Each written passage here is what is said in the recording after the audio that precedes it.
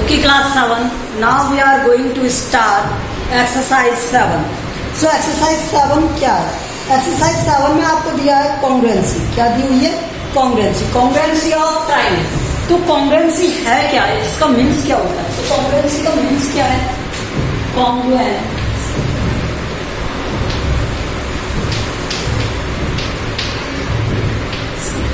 तो ये क्या होता है कॉन्ग्रुएंसी? कॉन्ग्रुएंसी का मीन्स है when two shape have the equal size, when two shape have the equal size is called congruency. मतलब जब दो शेप जिनकी साइज इक्वल हो तो वो क्या होंगे? Congruency. Two shapes have equal size,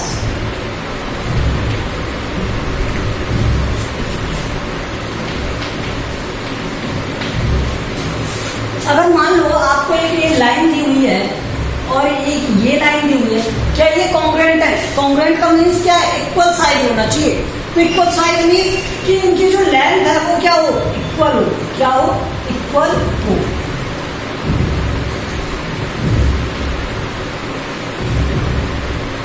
ठीक है, तो इनकी लेंथ क्या होनी चाहिए? इक्वल होनी चाहिए। तो वो क्या होगा? कॉन्ग्रुएंट होगा। When two lines have the equal length, these are called congruency of lines. ठीक है, तो congruency of lines, congruence of lines क्या है? Congruence of lines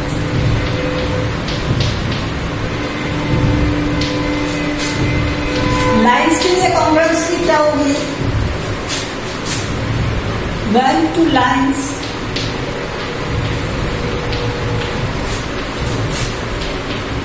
have same length,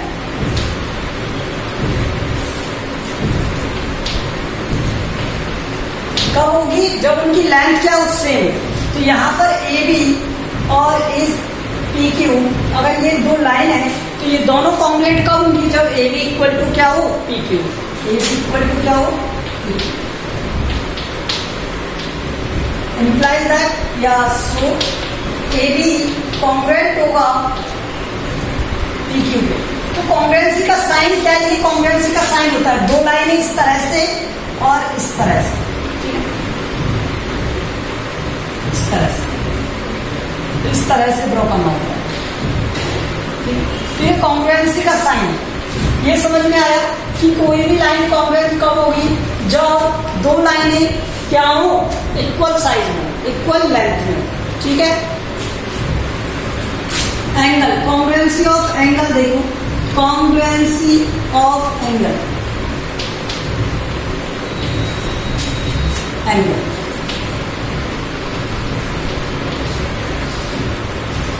कोई भी दो एंगल कॉन्ग्रुएंट कब होंगे? जब उनकी मेजरमेंट क्या हो? इक्वल हो। मतलब उनका जो थीटा है, जो डिग्री है, वो क्या होना चाहिए? इक्वल होना चाहिए। व्हेन क्लियर मेजरमेंट या एंगल्स मेजरमेंट,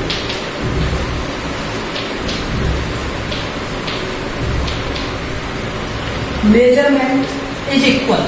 तो एंगल्स का कॉन्ग्रुएंट होंगे जब उनका मेजरमेंट क्या हो? इक्वल। जैसे ये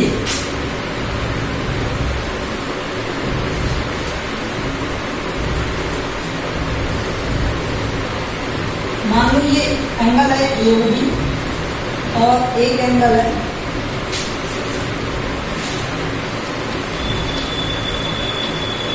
पी क्यू आर। तो दोनों 90 डिग्री पे हैं।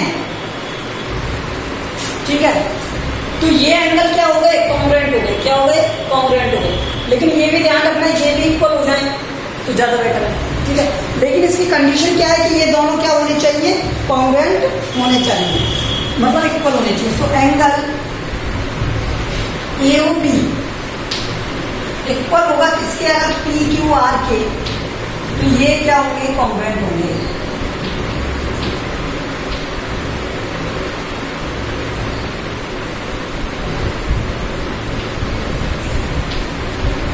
ठीक है, तो ये दोनों एंगल क्या होंगे? कॉन्ग्रुएंट होंगे।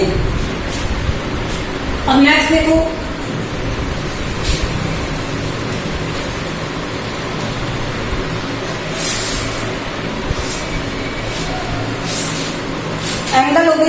अब मैं सर्किल की बात करता हूँ, ठीक है, थोड़ा इजी, फिर और आगे बात करेंगे, फिर ट्राइंगल की बातें करेंगे। सर्किल, अब देखो सर्किल, आपको पता है सर्किल के सेंटर से और उसकी बाउंड्री की डिस्टेंस, हर एक डिस्टेंस अलग अलग होती है।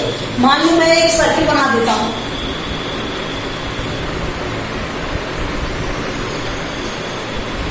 ठीक है, और ये 1.5 सेंटीमीटर का है, ठीक है, और मैं एक और सर्किल बना देता हूं,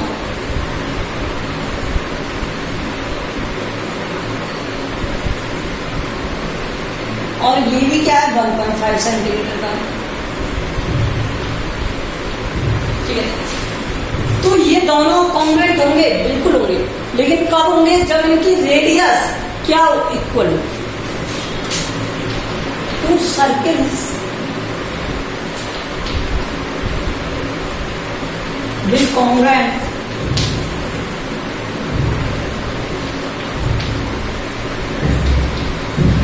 if their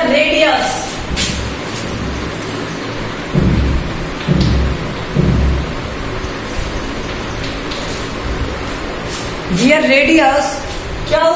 equal. if their radius is equal, ठीक है, तो वो सर्किल कॉन्ग्रुएंट कब होंगे? जब उनकी रेडियस क्या होगी? इक्वल होगी। इसी तरह से ट्राइंगल की कॉन्ग्रुएंस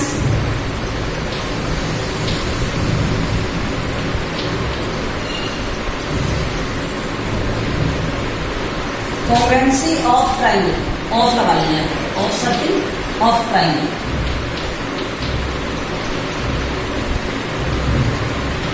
ट्राइंगल का कॉन्ग्रुएंट होंगे, ट्राइंगल कॉन्ग्रुएंट होंगे जब उनकी शेप क्या हो? इक्वल हो। मतलब साइड के अकॉर्डिंग डिफरेंट डिफरेंट कंडीशंस होती है, वो आगे स्टडी करेंगे, लेकिन इसके लिए क्या है? जब उनकी साइड क्या हो? इक्वल हो। when their sides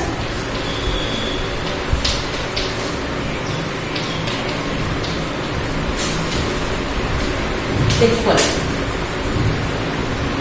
जब उनकी साइज क्या होगी? इक्वल होगी, तो वो ट्राइंगल क्या होंगे? कॉन्ग्रुएंट होंगे। मान लो ये एक ट्राइंगल है और ये भी एक ट्राइंगल है, यहां पे ब्रैकेट में लिख लेना साइड एंड एंगल।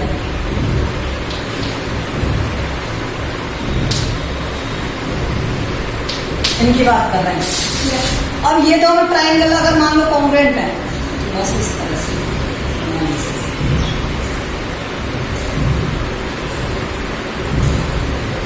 ठीक है, ये दोनों ट्राइंगल अगर कॉन्ग्रुएंट है तो इनकी ये साइड, ये वाली साइड, ये वाली साइड, ये वाली साइड, ये वाली साइड, तो ये क्या है? इक्वल होनी चाहिए। क्या होनी चाहिए? इक्वल। अगर ये इक्वल है, साइड इक्वल है, या फिर उनके साइड के साथ एंगल इक्वल है, या एंगल्स के साथ साइड इक्वल है, तब ये ट्राइंगल क्या होंगे? कॉन्ग्रुएंट होंगे। ओके, अब देखो क्या कॉन्ग्रुएंसी ऑफ स्क्वायर, मैं यहां लिख देता हूं,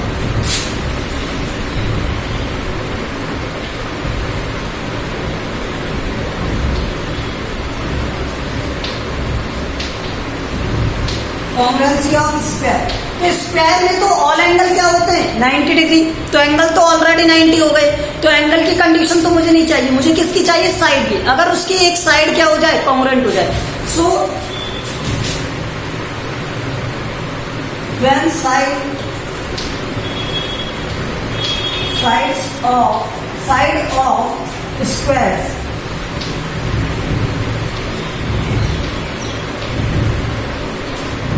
आर इक्वल,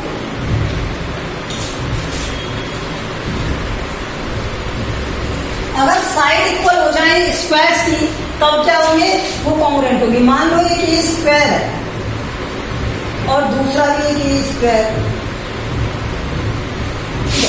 अगर ये 1 सेंटीमीटर का है तो ये भी 1 सेंटीमीटर का अगर मैं बना देता हूं, तो दोनों स्क्वायर क्या कॉन्ग्रुएंट नहीं होंगे? क्या? तो दोनों स्क्वायर क्या होंगे? कॉन्ग्रुएंट होंगे। तो ये क्या हो गए? इनके कॉन्ग्रुएंसी।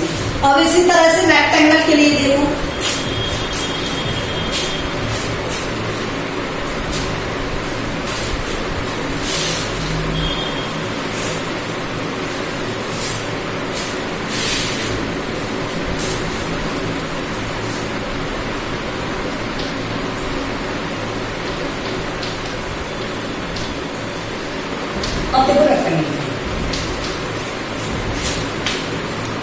रेक्टेंगल में क्या होना चाहिए, उसकी लेंथ भी इक्वल होनी चाहिए, उसकी विड्थ भी इक्वल होनी चाहिए। When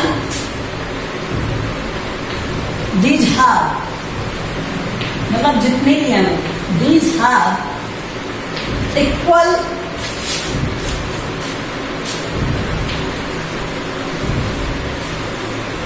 length and equal width,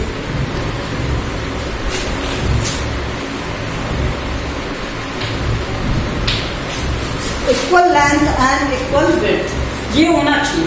तो अगर एक रेक्टेंगल इस तरह से बना हुआ है तो दूसरा रेक्टेंगल भी इस तरह से ही होना चाहिए।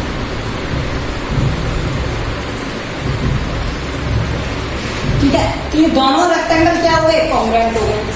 ठीक है, तो देखो किसी भी शेप के लिए उसकी साइज का इक्वल होना जरूरी है, जब वो क्या हो जाएगा, कॉन्ग्रुएंट हो जाएगा।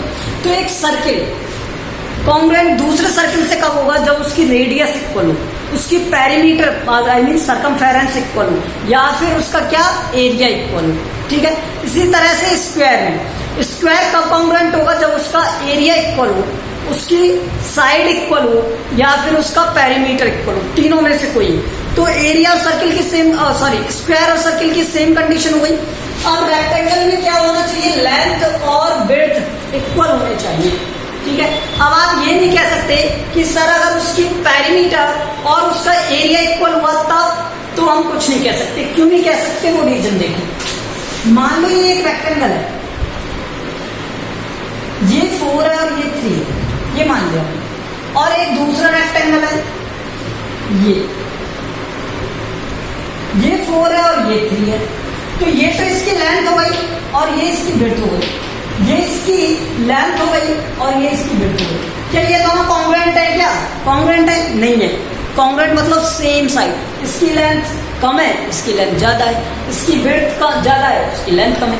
लेकिन अगर मैं इसका एरिया फाइंड करूंगा तो एरिया क्या हो जाएगा, यहां से लेंथ इंटू विड्थ हो जाएगा, तो 3 into 4 आएगा, और इसका भी 3 into 4 आएगा, तो 12।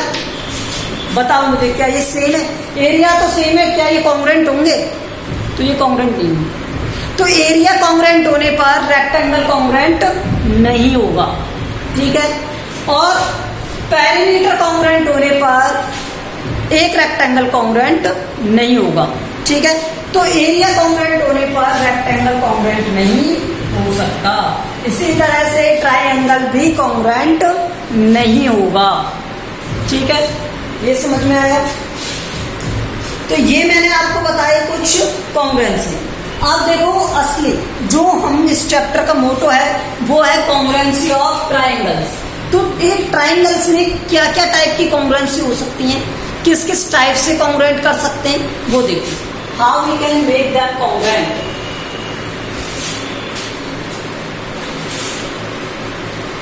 अब कोई ट्राइंगल कॉन्ग्रुएंट कैसे कैसे हो सकता है, पहले conditions of congruency for a triangle. Conditions of congruency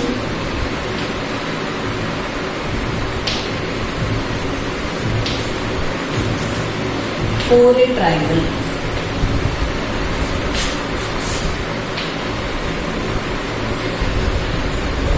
एक ट्राइंगल में कॉन्ग्रुएंसी की कंडीशंस क्या क्या हो सकती हैं।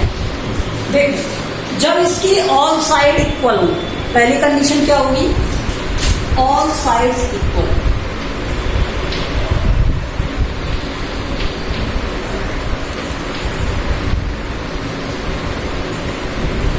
सेकंड होगी two sides and one angle.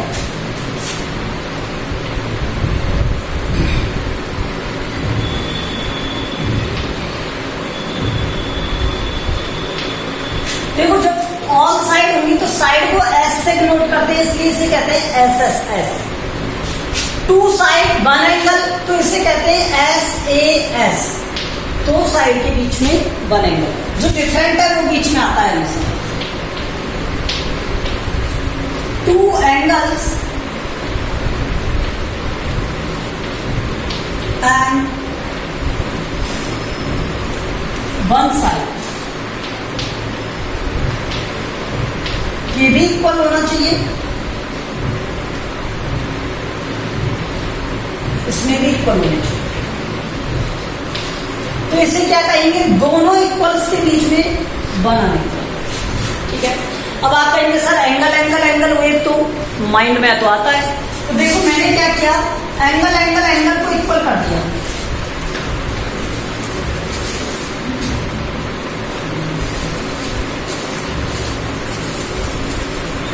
है तो राइट एंगल ट्रायंगल ही ना दोनों, ये 90 डिग्री, ये 90 डिग्री। मान लो ये 30 और ये 60, ये 30 और ये 30 और ये 60, ये है। ठीक है, तो क्या ये दोनों ट्रायंगल इक्वल है, कॉन्ग्रुएंट है? नहीं है। क्यों नहीं है?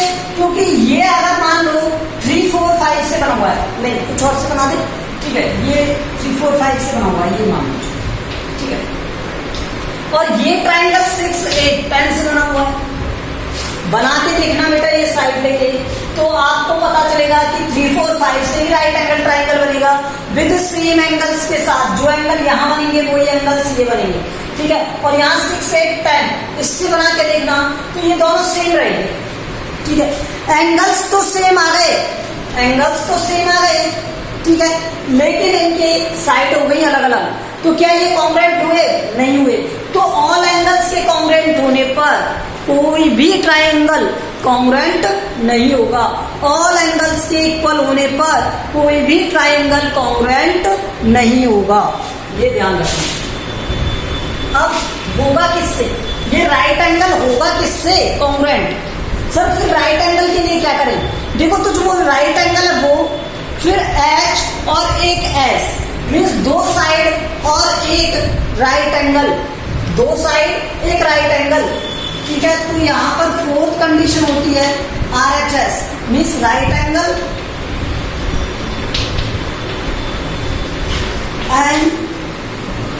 एंड मतलब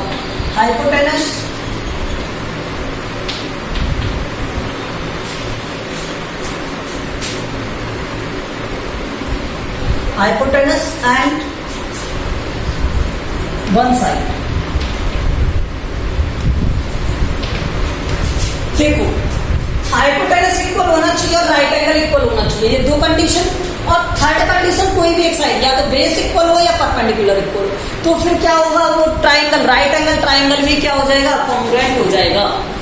सिर्फ हम एंगल, दो एंगल और हाइपोटेनस से इक्वल नहीं कह सकते, हम किससे कहेंगे, RHS से कहेंगे। RHS, R means right angle, hypotenuse और साइड। अंडरस्टैंड? अब इनकी कंडीशंस एग्जांपल्स के साथ बताता हूं मैं आपको एक एक करके। ठीक है, तो पहले हम देखते हैं ऑल साइड इक्वल होंगे तब। देख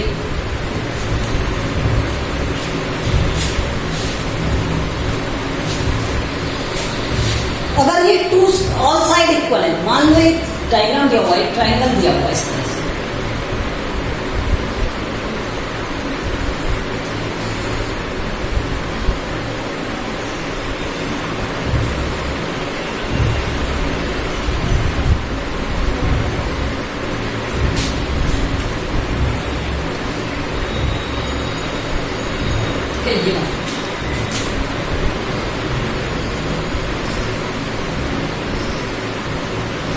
अब आप स्केल से मेजर करना है, कैसे भी करना, लेकिन ये इक्वल दिखनी चाहिए इसमें।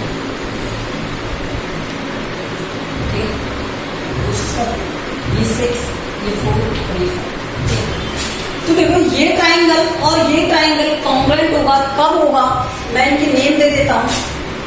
अगर मैं इसे A, इसे B और इसे C कह दूं, इसे A, इसे P, इसे Q और इसे R कह दूं, तो ये ABC PQR के कॉन्ग्रुएंट होगा कब होगा, जब इसमें देखो हमें क्या दिया हुआ है, AB इक्वल है किसके, PQ के। किसके इक्वल है, PQ के। AB इक्वल है किसके, PQ के। और वो क्या है, 5 सेंटीमीटर।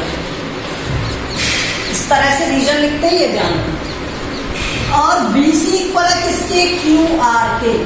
BC इक्वल है किसकी, क्यू आर की। ठीक है, तो यहाँ पर क्या आएगा 6 सेंटीमीटर। ठीक है, उसके बाद सी ए या ए सी और पी आर। ठीक है, तो ए सी इक्वल है किसके, पी आर के। तो यहाँ पर ये क्या हो गया 4 सेंटीमीटर। ठीक है, तो यहाँ पर देखो इसकी में भी साइड है, ये भी साइड है और ये भी साइड है, तो रूल क्या अप्लाई होगा, साइड साइड साइड। ठीक है, इस रूल से कौन से वाले ट्राइंगल, अब देखो नाम नेम कैसे लिखते हैं, कॉन्ग्रुएंट ट्राइंगल में नेम कैसे लिखे जाते हैं, इंपॉर्टेंट पार्ट है, मोस्ट इंपॉर्टेंट पार्ट। नेम किस तरह से लिखे जाते हैं, हमेशा ध्यान रखना, इक्वल पार्ट से स्टार्ट करते हैं, दूसरे पार्ट की तरफ जाते हैं जो उसमें इक्वल या कॉमन है। तो कॉमन पार्ट देखो, मान लो मैंने यहाँ से स्टार्ट किया, नहीं लिखा, तो मैंने किया ए से बी, तो ए बी वाली साइड कितनी है 5 सेंटीमीटर, तो यहाँ पर भी मैं पहले 5 सेंटीमीटर वाली का नाम लिखूंगा। मान लो मैंने लिख दिया ए बी 5 सेंटीमीटर वाली लाइन, तो पी क्यू भी क्या है 5 सेंटीमीटर वाली लाइन।